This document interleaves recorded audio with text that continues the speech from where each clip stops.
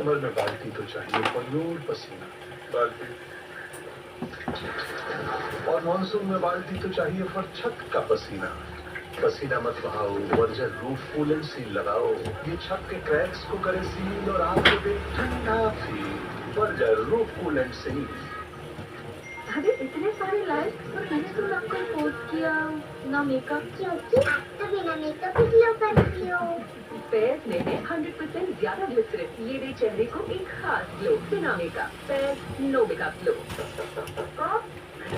Sorry please, इस वक्त मैं किसी से नहीं मिलना चाहती। मैं मिलने नहीं आया, सिर्फ आपको ये तस्वीर दिखाने आया।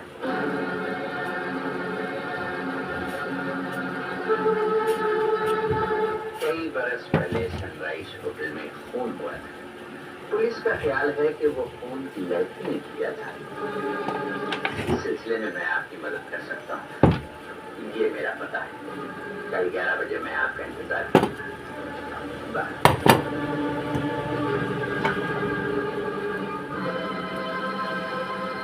नहीं, मैंने वो खून नहीं किया था। मैं जानता हूँ कि तुम बेगुनाह हो, लेकिन पुलिस तुम्हें कातिल समझती है और तुम्हारे पास अपनी बेगुनाही का कोई सबूत नहीं। ये सारी बातें आप कैसे जानते हैं? मैं तो तुम्हारी सारी कहानी जानता हूँ। जब एक एक्सीडेंट में तुम्हारा बाप अपाहिज हो गया और सारे घर का बोझ तुम्हारे सर पर आन पड़ा, तो उस वक्त एक आदमी ने होटल सनराइज में नौकरी के बहाने से तुम्हें बुलवाया था ना? हाँ। वो आदमी क्यों था? आपको कैसे खबर? इसलिए तो उसे मैंने ही भिजवाया। आपने भिजवाया था? क्यों? उन दिनों मेरा धंधा ही यही था कि गरीब लड़कियों को किसी न किसी बहाने से होटल में बुलवाता और उनके साथ मेरे आदमी जबरदस्ती करते और मैं छुपे हुए कैमरे से उनकी सारी तस्वीरें लेता और यूरोप वगैरह भिजवा देता। उस दिन तुम्हारे साथ भी यही किया जाता, मगर मेरे किसी दुश्मन ने खिड़की से आकर उस आदमी का खून कर दिया। तुम तो वहां से भाग गए, लेकिन तुम्हारी उंगलियों के निशानात वहीं रह गए। तब से पुलिस तुम्हारी तलाश में है। मेरे सिवा तुम्हें कोई फांसी के फंदे से नहीं बचा सकता कि मेरे पास वो सबूत मौजूद है जो तुम्हें बेगुनाह साबित कर सकता है। सबूत? कैसा सबूत? मैं तुम्हें दिखाता हूँ। Start the film Joseph.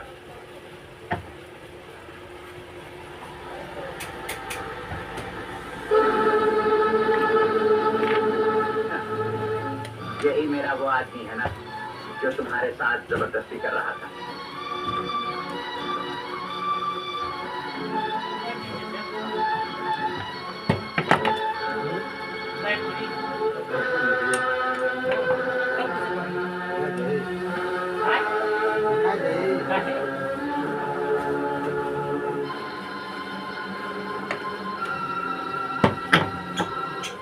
Okay Joseph, देखा, इससे बेहतर तुम्हारे पास कोई सबूत नहीं हो सकता और ये फिल्म मैं तुम्हें दे सकता हूँ, लेकिन तुम्हें मेरी एक बात माननी पड़ेगी। क्या? मैंने यूरोप में तुम्हारे जांच के लिए कुछ शो बुक किया। तुम्हें अपना ट्रिप लेकर यूरोप जाना होगा और तुम्हारे सामान के साथ जिस दिन तुम मुझे यूरोप में ये चरस वाली बादल डिलीवर कर दोगी, तो उस दिन मैं तुम्हें ये फिल्म दे दूंगा। ओके, लो इस कागज पर दस्तखत कर। आप हालात का फायदा उठाकर मुझे जुर्म करने के लिए कह रहे हैं। मैं ये कभी नहीं कर सकती। सोच लो, मेरी बात न मानकर जैसे ही तुम यहाँ से बाहर निकलोगी, पुलिस का शिकंजा तुम्हारा इंतजार करता होगा। ऐसी सूरत में तुम तो फांसी के तख्ते पर चढ़ जाओगी, लेकिन तुम्हारा सारा खानदान तबाह बर्बाद हो जाएगा। तुम्हारा बाप सड़कों पर भीख मांगता होगा और तुम्हारी बहन किसी कोठे की जीनत बन जाएगी। मुझे गाली देने से न तुम बच सकती हो न तुम्हारा खानदान। तुम्हारा बाप सड़कों पर भीख मांगता होगा और तुम्हारी बहन किसी कोठे की जीनत होगी। तुम्हारा बाप सड़कों पर भीख मांगता होगा और तुम्हारी बहन किसी कोठे की जीनत होगी। तुम्हें फांसी हो जाएगी और तुम्हारा खानदान बर्बाद हो जाएगा। तुम्हें फांसी हो जाएगी, तुम्हें फांसी हो जाएगी।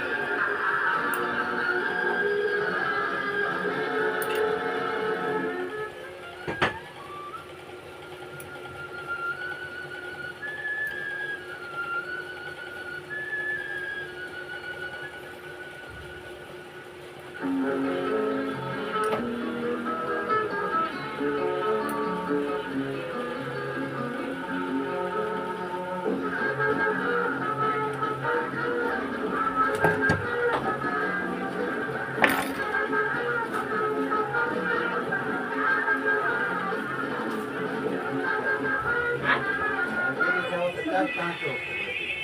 नहीं है लड़ा लड़ा मेरा दिल कहता है मेरे भैया जिंदा है मटर ठीक बा वो जरूर बच निकले होंगे ये सब तुम्हारा बहन।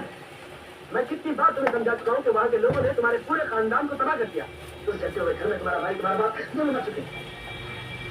तुम्हारा नसीब अच्छा है कि पापा हमने तुम्हें बता दिया अपने साथ हुआ क्या है। आय बेटा हमको ध्यान देना चाहिए। तो मेरे भैया को ढूंढने का ना वो तुम्हें बहुत बड़ा इनाम देंगे जी हाँ, मुर्दे भी लोगों को इनाम दे सकते हो। देखो हमने तुम्हें यहाँ लाने में बहुत खर्चा उठाया, हां तुम्हारी जिंदगी बचाई, तुम्हें हमारा काम करना होगा। तुम्हारे हाथ जोड़ते हो मुझे मेरे भैया को दिला दो नहीं तो बॉम्बे में हमारे मैनेजर हैं कालीचरण नगर मुझे उनके पास ले जाओ हाँ उनके पास देखेंगे, खबर दोनों पहुँच ही जाएगी।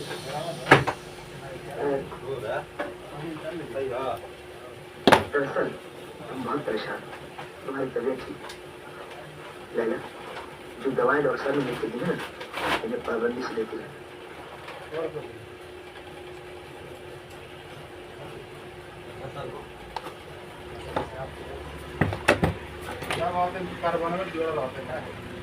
जो खा ले यही लेला खाने लगता है ठीक बड़ी क्यों देती हूँ डॉक्टर ने कहा है खाए निकलो जीव रखोगे, सारा काम हो गया सर, हम माता पहुंच गए। Very good. तो गोया सारा खानदान खत्म हो गया। अब बाप बेटे दोनों हाथ में चल गए और बेटी जिंदा हमारे हाथ लग गई। हम उसे क्यों छोड़ दिया? अरे बड़ी अच्छी चीज है बात, इसीलिए अपने साथ ले आओ। आज से थोड़ा उदास रहती है, मैंने उसे हल्के हल्के नशे की चाट पर लगा दिया है। कुछ ही दिनों में राम हो जाएगी तो हमारे क्लास के कस्टमर के दिल बजाने में काम आएगी। ओह नॉट बैड, लेकिन उससे जरा होशियार रहना। हेलो बात कीजिए, कौन है? तो क्या नाम है?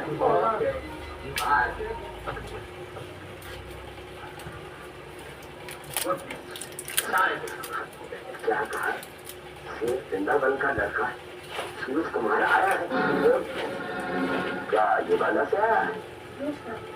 आप ये गाना से आए हैं हाँ मैं वृंदावन के लड़का हूँ, सारी फिल्म में उसे कहीं मैं फौरन मिलना था। नहीं, उन्हें इज्जत के साथ अंदर भेज और वो बेवकूफ समझता था कि सम्मान है, मगर आपकी तकदीर का सितारा बहुत बुलंद है। बात शिकार खूब चल के शिकारी के डर आ गया। मैं जाकर उससे आगे मिलता हूँ, तुम सारा इंतजाम। Okay boss. हाँ, मम्मी और पिताजी का आग में जलने का सुनकर बहुत दुख हुआ, लेकिन तुम दिल छोटा न करो, मैं तुम्हारी हर तरह से मदद करने को तैयार हूँ। मदद? देखो बेटा, जब बुरा वक्त आता है तो इंसान का साया भी उसका साथ छोड़ देता है, लेकिन मैंने तुम्हारे पिताजी का नमक खाया है। मैं जानता हूँ कि तुम लुट चुके हो, तुम्हारे पास सर छुपाने के लिए जगह भी नहीं, लेकिन तुम चिंता न करो, इस घर को अपना ही घर समझो। मैं घर समझू? घर जो बिजनेस की कारोबार सब हमारा ही तो है बेटे। हाँ, क्या मतलब? मतलब ये कि पिछली दफा जब तुम्हारे पिताजी हिंदुस्तान आए थे तो उन्हें ये सारा कारोबार बेच देना पड़ा, और उनकी मदद के लिए मैंने ये सब कुछ खरीद लिया। वो बेचारे क्या करते, हालात ही कुछ ऐसे थे, वो मजबूर हो गए। मजबूर हो गए? उन्हें किस बात की मजबूरी? शायद तुम नहीं जानते, और फिर मैं बताना भी नहीं चाहता था कि उन्हें रेस और जुए की बुरी लत पड़ गई। मैंने उन्हें लाख समझाया, लेकिन वही हुआ जिस बात